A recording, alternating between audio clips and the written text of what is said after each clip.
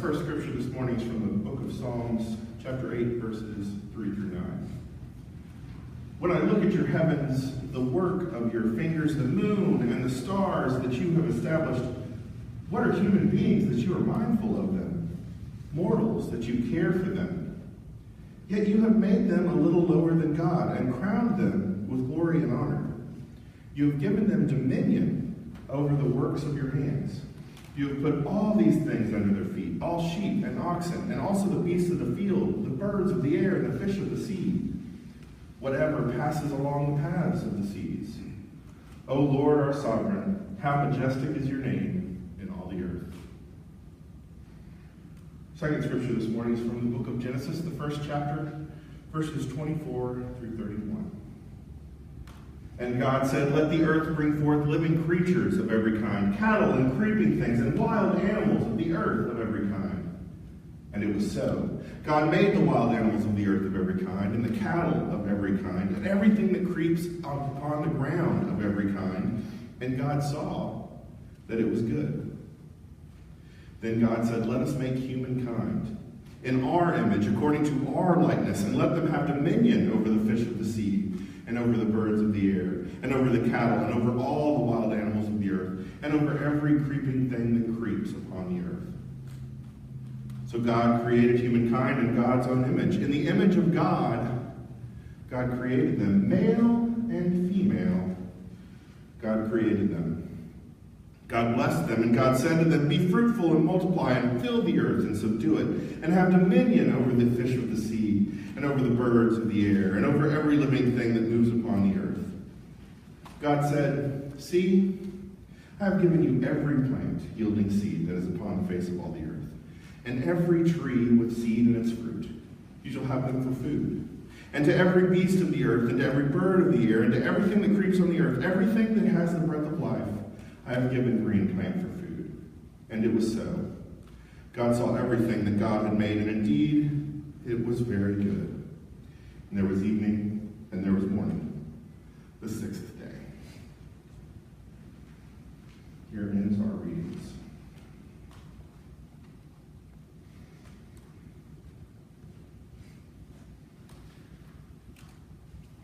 Do you ever come across somebody who's so talented and you just get jealous? You're like, man, I wish I could do that. I wish I had that talent. There are a couple talents that I really wish I had that I don't. I wish I could draw. I do an okay stick figure. But I wish I could draw. I wish I could take the things out of my head and put it on a painting or on a picture and show somebody what I see inside my mind. But I can't do that. That's not a talent I have. Another talent that I don't have that I kind of would really like to have is the ability to do impressions. I think that would be fun. I can do an all right Sean Connery. I can almost pull Sean Connery off all right. The name's Bond. James Bond. That's about it. That's really all I can do. I binge watched Orange is the New Black this weekend because the new season of Orange is the New Black came out. There was one scene that I loved where one of the characters did impressions of a bunch of the other characters on the show, and it was hilarious. And I was like, man, she's good, whoever that is. That was really well done. But I think the best person that I can think of in impressions is Frank Caliendo. Do any of you know Frank Caliendo? For a while, he was on the Fox pregame show for football, and he would do John Madden, and he would do Bill Belichick, and various NFL people, and other people. He could do almost anybody. He did, George Bush, George W. Bush was one that he did for a long time.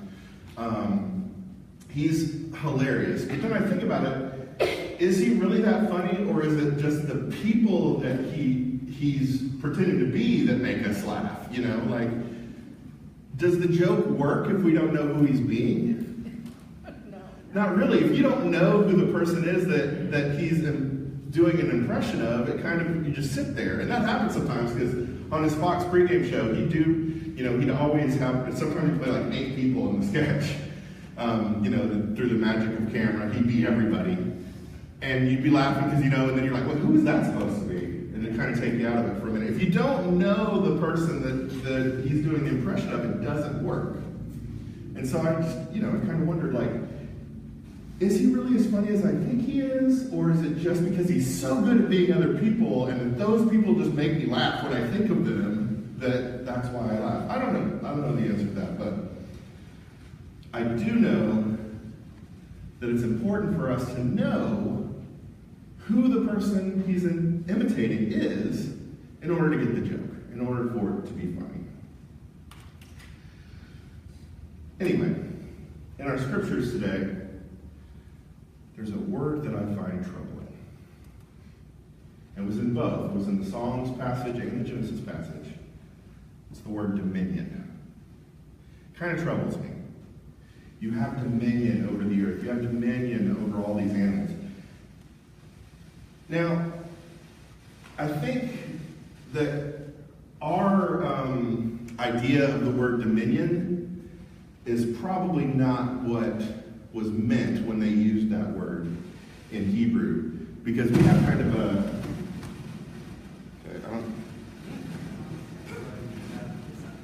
I'm going to switch to the handheld.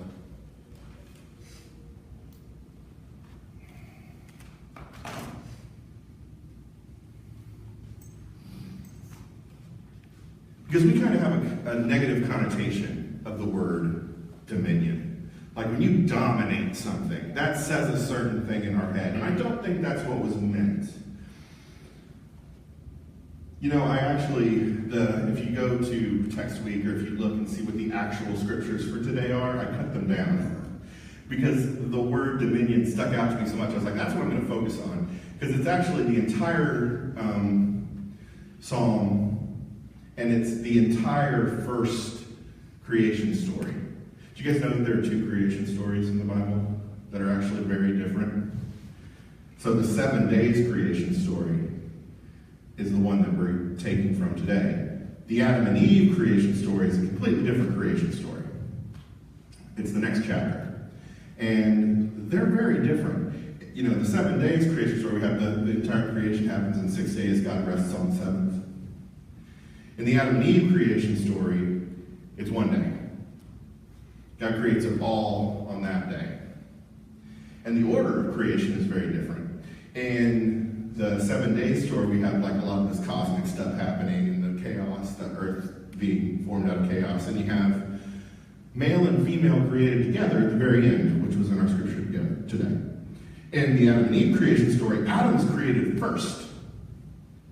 And then God creates all these animals trying to find a companion for Adam, and none of them really work. And then God creates Eve. So they're very different. It kind of makes me wonder about those people. Have you ever seen the license plate, or not the license plate, the bumper sticker that says, the Bible says it, I believe it, that settles it. And I'm like, I don't really know how that works, because 2 chapters in, the Bible's already contradicting itself. So, I don't know, that's just something to think about. And it really reminds me of one of my big themes, because here we are, this is the 5th sermon in a row I've preached now, which, by the way, is a record for me. Never done 5 in a row. But context really matters, right? You guys remember Jesus with the Honda? Jesus drove a Honda, but he didn't talk about it. And then underneath it says, "For I did not speak of my own accord." Yeah. Right? So if we don't know that there was no such thing as Hondas back there, and clearly that's not what the word accord means, it doesn't mean a Honda Accord, we're missing the point. So context is really important. So we need some context.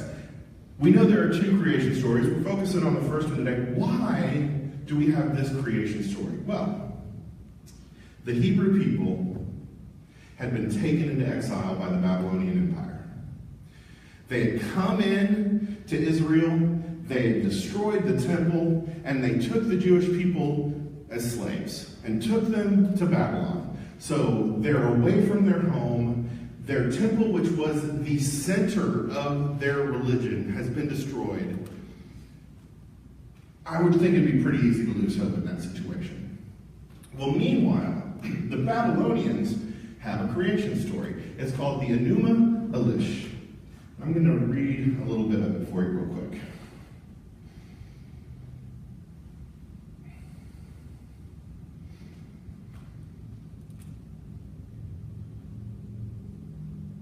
When the sky above was not named, and the earth beneath did not yet bear name, and the primeval Apsu who beget them, and Chaos, Tiamat, the mother of them both, their waters were mingled together, and no field was formed, no marsh was to be seen. One of the gods none had been called into being.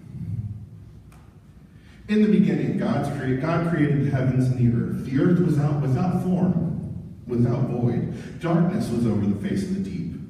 And the Spirit of God was hovering over the face of the waters. And God said, let there be light. And there was light. Our first creation story is a direct response to the Enuma Elish. The people who were in exile, who've had their homes destroyed, who've been sold into slavery, who've been taken away from their homes, who had their center of their religion destroyed in front of them, heard what the Babylonians said, how the world was created. And there's a lot of violence in there. We ultimately get a lot of gods, and one kills all the rest of them. And humanity is created out of the body of one of the dead gods. It's kind of fun, really. But if that's how creation started, then that makes us products of violence. That makes us part of this chaos. And the Hebrew people said, that isn't the way the world works.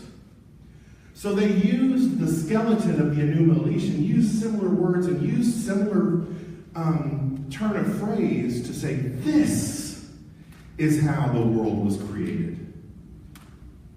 God took the chaos and ordered it. And God created out of nothing and made things that are good. That's pretty powerful, I think, because it seems to me if your entire world had been turned upside down, and you've been stolen away from your home, it would be really easy to say, yeah, maybe they're right. Maybe the world is a violent place. Maybe we are just beings of chaos, born of violence, because that probably fit their reality a lot more. So how incredible is it that they said no, and despite their circumstances, held true to the truth of the God they knew. I think that's kind of amazing. And that's important context for right here. Everything that God created was good.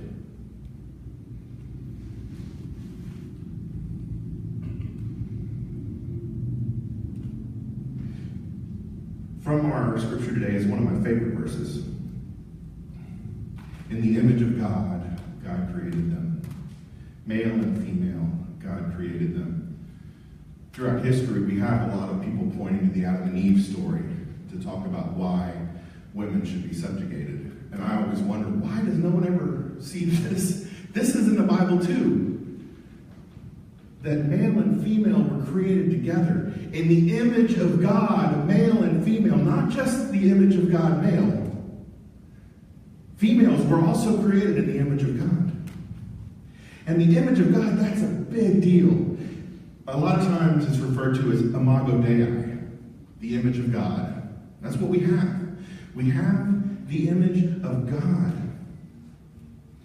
So between those two things, that everything, including us, was created good, and that we are created in the image of God, I think we can kind of understand enough of the context to take a look at the word dominion here.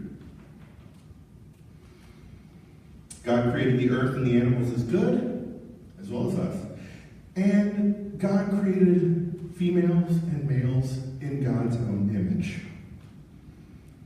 Remember, for impressions to work, we have to know what they're imitating. So for us to be the image of God, for people to get it, we have to know who God is, right?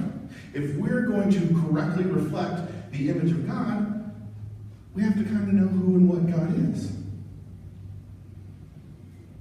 So since we were created in God's image, it's pretty clear that our dominion should come in a manner related to the one whose image we were created in. So I think, therefore, we also should see all of creation and all of each other as good.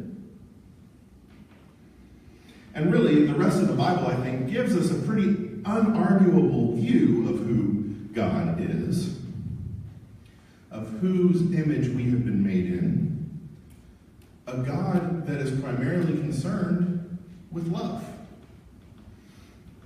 God is love. So dominion doesn't have a negative connotation when we look at it in this context. We are good, called to love this creation that is also good. And if we are going to believe this creation story, that's our first interaction with the world and our first interaction with God, is this call to take care of this good creation as God would. Because if we're going to imitate God, if we're going to be the image of God, we have to do it as God would, or nobody's going to get our imitation.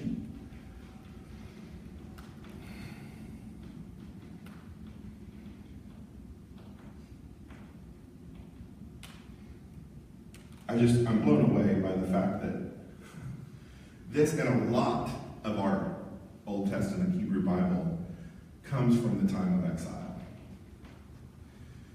It's written while the people are away from home and unsure if they're ever going to get there again or not. And so they tell the story of the Exodus because they're like, we've been in this situation before and God got us through it. It's amazing to me that while they're surrounded by this negativity, while it would be so easy to give in to the dominant story of the culture around them, they instead say no. God created us good. God created all of this good. We are not products of violence. We are not products of chaos. We are products of a good God in whose image we are made. That's the truth of God. Whether or not God literally created the earth in 6 days, or God literally created the earth in 1 day and created man and everything else and then woman, doesn't matter. What matters is there's truth in the story. It tells us who we are. It tells us what this world is, and it tells us who God is in relation to all of that. And that's true. That is literal truth. We are good. We have the ability to treat this world and each other the way that God treats us, because that's how we were created. And that is a lot to live up to. But we can start by showing the right kind of dominion to this good creation and to each other. The dominion of love.